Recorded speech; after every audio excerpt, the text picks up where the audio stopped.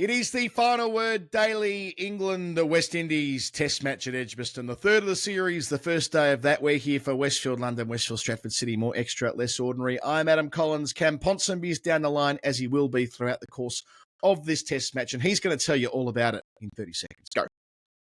England dominate the day, and then West Indies win it in the end. I don't really know how it's worked. England were on top throughout. They lost the toss.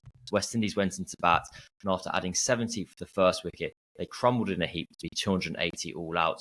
For all money, it looked as if it was going to be a case that England were just going to have the best of proceedings. And they were going to be happy at the end of day one. But Zach Crawley got out, Ben Duckett got out, and then the night watchman, Mark Wood, got out to leave them 38 for 3, trailing by 244 runs. I think it's the West Indies day, but it feels odd saying it. Yeah, I agree with you for most of the day. From the point where they lost their first wicket in the 22nd over, so 76 for none, you're seeing a foundation being laid. And from the moment there's that incision made, unsurprisingly, by Gus Atkinson, who's been excellent throughout the course of the series, with the exception of maybe one or two spells last week. That was what they needed. Then Mackenzie is out shortly thereafter before lunch. Wood through the gate at top pace.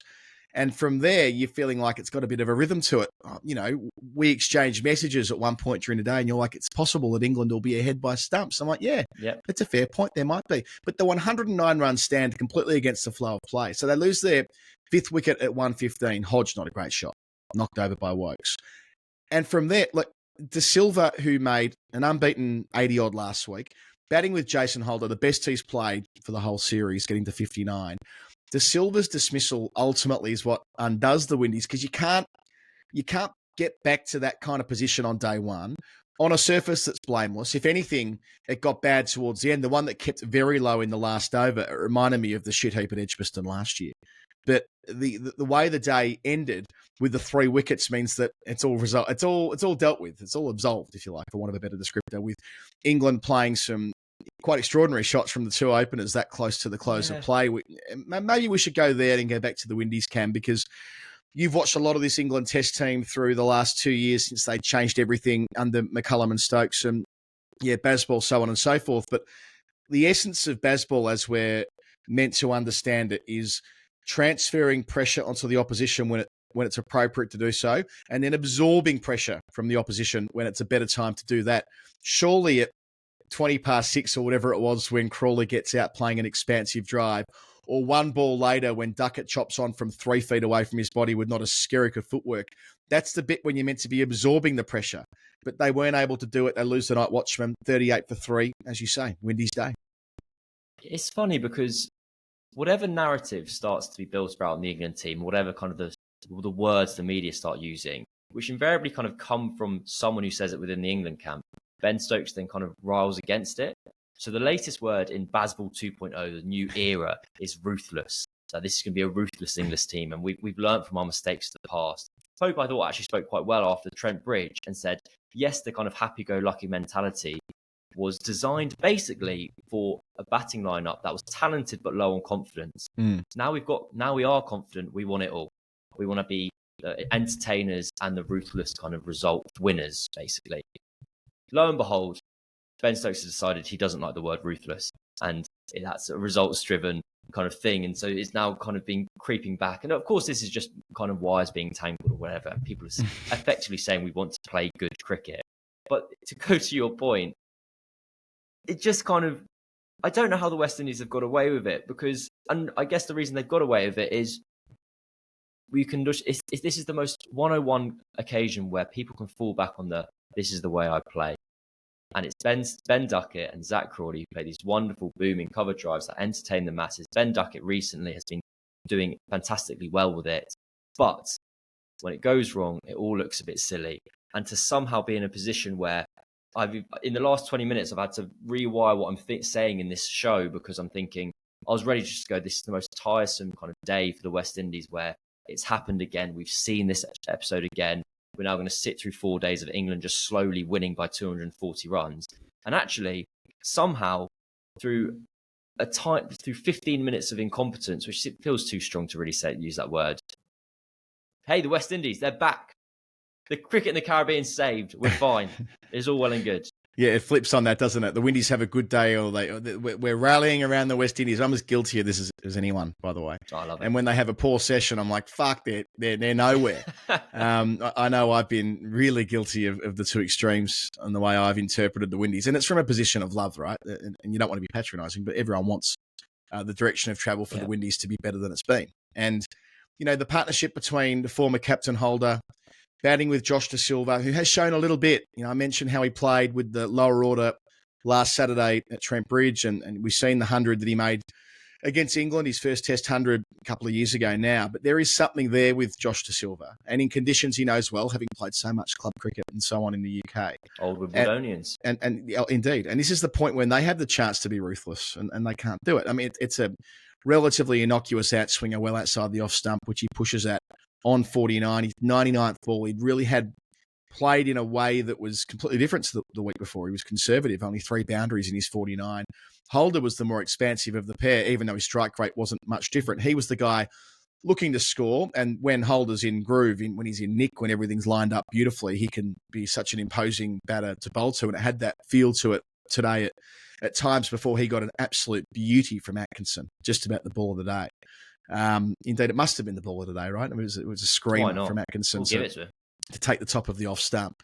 So, yeah, I mean, they're 282 all out, and you're thinking, oh, gosh, having had that 76-run opening partnership, then losing the quick wickets and somehow losing the first session from being ahead for the first 22 overs of it, then only losing 2 wickets in the second session. It's sort of an all after tea. Well, that's not quite right. They lost 3 in the middle session, but still my point stands that it should be England's day, then it's the Windies' day, but in spite of the way that they got themselves into trouble, I don't think England had the best day ever with the ball. At the end, you look through it, and Wokes 3 for 69, Atkinson 4 for 67, Atkinson the pick again. Wood a couple bowling at high pace, and did so from the outset, as he did last week, albeit maybe not quite as quick, and Bashir gets the last wicket to fall. He was expensive, but that's fine. Stokes took none for 29 from his 11. Yeah, I'm finding it difficult to sum the day up, I think, because, as you say, there was a shifting shape at the end, and credit to Alzari Joseph and Jaden Seals for bowling enough good balls. This was the thing with Joseph, right? Yeah, it's a poor shot that ultimately brings the downfall of Duckett, but he did beat Duckett on the outside edge a number of times before then with the scrambled seam, and I suppose it's the build-up of dot ball pressure that gives him the opening, and then Duckett can't help himself and drags one back on. The ball before, was the one where down the other end, Crawley's got out playing the expansive shot. Just one more bit on Crawley before throwing back to you. Yeah. 47th Test match, 4 centuries. That's not the right return for an opener. When you're getting the opportunities at the top of the list, I would say he's halfway through his Test career nearly. If you want to say he'll be a 100 cap player, most really good players get 100 Test matches, and he's been invested in early. He should get opportunities to reach 100 Tests. Let's say that roughly. He's nearly halfway through with 4 tons. That's a poor return, and his average now goes down into the 31s again after being dismissed late today. I know he's had a better 18 months, and of course he had a sensational Ashes last year. I think they did the right thing by picking and sticking with him, but purely on the numbers basis, when you zoom out, having had that terrible start, it hasn't got as better as I think we thought it had, if that makes sense. Yeah, I think that's a little bit harsh, just because before this little Windies series, he played against Australia and India, and across that time period, he was averaging like 48. And yes, again, that century figures, it's not kind enough as you'd want it to be for him, because he basically keeps on getting 70. And Crawley, having gone from this line where McCullum says, where he's like, oh, he'll never be consistent, actually weirdly became really consistent. I was averaging 40 by scoring 70 all the time, basically. He had quite a not a gotcha question, but a question you can't really answer properly in a presser last week, where he was asked if he cares about his average, and he said no. And I was like, no, obviously you do, because like if you got offered the chance to average 45 in Test cricket, obviously you take that rather than saying it was kind of 31 or 32. I think he's going to feel frustrated in this series because he's the one batter who's missed out. He got a score at Lords, but then nothing has come since. And we go back to, I think the reason this day is so hard to sum up is because it's the West Indies day, wrongly, and it's still England's match. I still think England will win this at a canter, basically. I think they've still got plenty enough in the tank. They've got their middle order of Root and Pope at the crease will bat tomorrow morning. Then it's Harry Brook, Ben Stokes, Jamie Smith. That 3 down flatters to deceive a little bit because there's the wicket of Mark Wood in there. And also because it was such a, literally until 15 minutes to the end of the day, it was such a kind of mind-numbingly frustrating day to watch with. Admittedly, I just like the West Indies to do well. I'm the same as you. I can't rid myself of that borderline kind of, what's the word you used earlier? Patronising romanticism that I associate with West Indies cricket, where you grow up playing Brian Lara cricket on the PlayStation, and it's the 4 quicks, whatever. You want that fairy tale to come true again. And Alzari Joseph dropped Ben Duckett late in the day, a caught and bowled chance when it was none down. And I kind of slammed the table because I was like, this is a nonsense. This is so frustrating. They were so close to having this good day and it's not going to happen. You go back to the moments you mentioned, like Josh De Silva and Jason Holder. I think it was a really weird passage of play where De Silva's struck at almost exactly 50. So he's gone 49 off 99. I think he was on 6 off about like his last 24. So he kind of just stopped moving anywhere. And I think when you are a player of Josh De Silva's ability, where your average is in the high 20s, half centuries do, I imagine, carry nerves with them, because it's a tick where if you get that 50, it means you've got another 4 test matches to go before someone goes, oh, Josh hasn't got a half century in 12 innings actually. And so you've got that little kind of irritation on your shoulder that you want to get away. He hadn't been scoring runs recently, so he pushed outside off stump. It was a really, it's very rare I'll say that is a bad shot. And that, I watched that and I went, that's a bad shot. He's gone nowhere with it. And then Alzari Joseph comes in. You got Jason Holder on 54 at the other end. And Alzari Joseph faces 31 balls and their partnership lasted 36 balls. He faced all of them. And so Jason Holder didn't go anywhere. And then Jason Holder got a beauty from Atkinson. And he'd kind of fallen out of his own rhythm. The innings kind of fell out of the pattern and the kind of trajectory it threatened to move in if they had added another 50 runs. Basically, I'm just talking in circles where I'm saying everyone's terrible and it's come out at the end. And I guess it was a fun day's cricket, but I don't really know. I don't know how to sum it up. Yeah, it feels like we've got a bit of low energy because we both don't quite know where we're at here. But what I will say is that Jason Holder at second slip continues to be a real presence. 2 great snaffles late in the day. Yeah, I was most excited. I had the girls in the bath. I go, great catch, Jason Holder. Then Winnie repeated after me, great catch, Jason Holder. I'm like, yeah, fuck yeah. Right. Indeed, it was wins. Where am I? Before we leave segment 1, we should note that, Gus Atkinson, 4 for 67. Keen for your take on his day because you watch him more closely than most, given the well-detailed and well-trailed links that you and he have. My impression is that every time he gets the ball, he's bending his back, he's having a crack, he's getting it in the high 80s, and he's bowling a lot of wicket-taking deliveries. I mean, kind of in Series 1, I thought I should have rested him this week, I hasten to add. I would have loved to have seen Penny's or Potts bowl. Just purely down to that idea that they were going to try and give a number of bowlers an opportunity to impose themselves on Test cricket this summer, and now they've got 3 left. And anyway, that's by the by. But Atkinson getting 3 on the bounce in each Test match, he's had passages of play where he's looked the goods and getting the wicket that he did in the morning session to get them going, the ball to Holder. He's got a lot going for him, and I think that he's going to take a lot of Test crickets in conditions that should suit him most places that he goes. Well, Gus is in my good and bad books at the moment. He's in my good books because he earned me 50 quid from TalkSport when I did a hit for them on radio, basically off the back of the fact that the producer messaged me, went, did you used to play with Gus Atkinson? I was like, brilliant. Yes, I did. For that, I'll answer that all day long. And then he's in my bad books because he didn't reply to my blue ticks me to my congratulations. Oh, no. So actually, I hate him and I hope he gets dropped. Was this after the 7th where he didn't get back to you? Yeah, and I even waited a few days. So I was like, he'll be too busy now. So just I think it's important to contextualize when we ham it up about the strength of our relationship. I don't know the bloke, hates me, and I hate him. But yeah, it's just working. It's a real I told you so selection from Ben Stokes, because there was a county championship game earlier this season where Atkinson wasn't selected, and Surrey were very careful around their wording when asked has he been dropped? Indeed, they were. And it was kind of like, you didn't have to read between the lines. You just went, oh, okay, he's just not been selected. And he's kind of further down the pecking order. But I think it's a kind of product of, he is operating as one of 4 seamers versus often one of 5 at Surrey. I don't think I'm speaking nonsense there. And so he's just bowling a higher percentage of the overs, and he is having a higher percentage of the wickets as a result. I'm very interested to see if he continues as the new ball bowler. I think they have a little bit of a suspicion with these balls at the moment, this batch of Dukes, that the ball doesn't swing until after the first 10 overs. And so they're quite happy for Atkinson to bowl with like a messy seam, muck up one side of it, and then they buff up from there, and then they go and try and swing the ball. I think in other conditions, when they're happy with the balls and they're wanting to try and swing it from ball 1, I don't think his future is necessarily as a new ball bowler for England. But I mean, it's going as well as you could potentially ever hope for an England cricketer, for a debutant. He's 2 test matches in, 3 test matches in. He's got 20 wickets. His average going into this match was 16. He's just taken 4 for 60, so stays pretty much bang on again. Given we're best friends, I'm going to say that he's the best bowler in the world.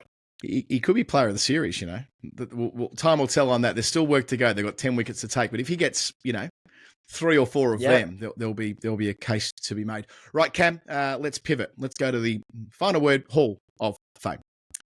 The Final Word Hall of Fame is brought to you by Westfield London and Westfield Stratford City. We're recording this, Cam, 28 minutes into the opening ceremony. I'm a bit of a badger when it comes to the Olympics. I'm sure that won't surprise you to learn. I don't like missing things like this, even if it is only for half an hour. And it looks like our ad copy today relates just to this. Mo Farah, Jessica Ennis-Hill, I saw them both win gold medals within half an hour of each other at 2012 at the Olympic Stadium. Wonderful. Pretty fucking amazing. Tom Daly. Carry on. Cast your mind back to 2012 and remember where you were. Oh, here we go. Where you were when these incredible athletic feats of these listed people stopped the nation. I was at the 200 meter start, which is, I guess, at 500 meters to go when Farah, 600 meters, to go. 500, 600 to go. When he hit the lead in the 10,000. Right down the long jump back straight, watching Mitch Watt, you could say win silver. Others would say lose gold. I'd say lose gold, given that the jump that won that night from Rutherford would have only won 1 gold medal since 1968. Anyway, I digress. And where were you when Ken Branagh chewed the scenery as he... Geez, I should probably read these before I start doing these, Cam, because Sheehan gets a bit creative and I have no fucking clue where he's going. And where were you when Kenneth Branagh chewed the scenery as Bard Kingdom Brunel? What the fuck's going on here? Is this a pop culture thing I don't know? Hey, I'm not. Kenneth Branagh's that guy that played Boris in The Thing last year, right? No, is that him? Maybe. I'll tell you what. This is what Google's for. Yeah, you do that. Or the weird sketch about the internet and Tim Berners-Lee. Okay, another thing I have I'm not on. This is tough for me tonight. We'll keep this. This is a hard held one. Or when James Bond ever. Or when James Bond pushed the Queen out of a plane and nearly had her being let off to the never ever by Paddington 10 years before it actually happened. That I do understand. Okay, yeah. That was a tough paragraph. We'll regroup. We'll go again. Well, If those Olympic memories have stirred a sense of sporting pride inside of you, head to the official Team GB watch site at Westfield London this weekend. Would it make more sense for that to be Westfield Stratford City, given it was built for the 2012 Olympics? Yes, but there's no gold medal for logical decision-making. I lived around the corner from Westfield Stratford City when it opened before the 2012 Olympics. Yeah. But he's right. So it's Westfield London for the watch-along. I've got a morning free tomorrow with Win. I might take it down there to watch a gold medal or two, if indeed any gold medals are being handed out on the first. I think they did a triathlon on morning one, don't they? Westfield London, it's bigger than Sir Chris Hoy's thighs. Yep, it is. More extra, less ordinary. That was a mess. Hall of Fame. First of all, your favourite Olympic moment. Give us your favourite Olympic moment from when you're a kid, and then we'll move on. Yeah. Do you know what I can show off here? My favourite Olympic moment is Andy Murray winning gold in 2012. I'm at the net as the ball boy. Oh, you're a ball boy at the Olympics in 2012. Yeah. Did 4 years at Wimbledon. What? And the Olympics. Yeah. Genuinely. I mean, with respect, yeah. I'm not surprised. Perfect. That's I'm fine. not. I'm not staggered that you got that opportunity as a young boy. That doesn't shock me, but I'm glad you had it. I'm glad you got to do that. Genuinely, I reckon in 2011, I was in the top 10 tennis ball rollers in the world. I was excellent. No, didn't miss a match on centre. I was there every week. What a claim to fame. Did you do any Wimbledon finals? 3 Wimbledon finals, 2010, 11, and 12. And then 12 was the one where 12 was the one where Murray choked, wasn't it, when Federer ran over the top of him? So I did the first set. So I was on court when Murray took the first set off Federer. Federer, beat Federer. And then I was next on court when he finally won Wimbledon in 2013, and he won in straight sets. And had he gone to 4, I'd have got the clean sweep. I'd have gone down as the greatest ball boy in the history of the sport, doing all of them. But I watched the Murray Federer final in a cinema in town with 3D goggles on. Wow. I remember when that was a bit of a thing for a while? Yeah. You go and watch sport, but the 3D goggles to make it feel like you were there on court. And I was very lucky in 2012. Working on the games, I got to see lots of amazing shit. But I'll embrace the next. I'll embrace the next couple of weeks. My Hall of Fame is Crawley not leaning into a booming drive first ball at Edgbaston. I mean, I know he tried it later on and got caught in the cordon, so maybe it was the right thing. But would have been a throwback. You want him shouldering arms, and you want him playing the big drives. Yeah, I want him doing the right thing and the wrong thing all at the same time. What about you, Cam? Hall of Fame? Mine's a booming drive as well. Kirk McKenzie, he's been having a tough time this series. He got Axton away for 3 boundaries, and you're thinking, this is it. This is the day that he's going to have this innings, which is going to prove why he kind of came to England with a bit of a reputation, having got a couple of 50s in Australia. And then Mark Woods just bowled a big in-swinger at 90 miles an hour, and it stumps everywhere. And that was the moment where I kind of sighed and thought, oh no, this is what this day is going to be. And then it all mucked up. It didn't make any sense from there on in, because all we've done is criticize every team today, Adam. So apparently no one's done anything correct, but there we go. Well, yeah, you're playing tomorrow. Hopefully you have a better day. What else? Actually, on the wood knocking the stump or breaking the stump, wasn't it? It was the sound effect of the ball hitting the stump there, which was the same as the sound effect you'll hear on Alana King ripping one past Warner Gadding-esque first ball of her. Have you seen that on the clips? I have seen it. Fuck me, what a ball! Why don't we just do it? We should do it daily on that match. I love that match. I already enjoyed it. We can throw in Zimbabwe Island and what's going on over at Stormont. Anyway, that's all for the weekly show. All of that. But if you see the Alana King clip of her fizzing it out of her hand, pitching 6 inches outside the leg stump and clipping the top off first ball of the 100, it is worth finding. Cam, thanks to you. Good luck. You in the ones or the twos tomorrow? Twos. Scooby-Doos. Cam's been dropped. Take a bag. I'll hopefully do the same on Sunday. I'll be back on... No, I won't. I'm back tomorrow. It's Norcross for me tomorrow. Norcross is doing a 100 game right now, then going straight to Birmingham tonight to do the test match tomorrow, then going home tomorrow night. The things that you do when you're what a life he leads. A freelance commentator. And then Jeff will be back with Cam on Sunday. At least I think so. Day one, unsatisfying in many ways. West Indies take the honours. For Westfield, London, Westfield, Stratford City, more extra, less ordinary. Good night.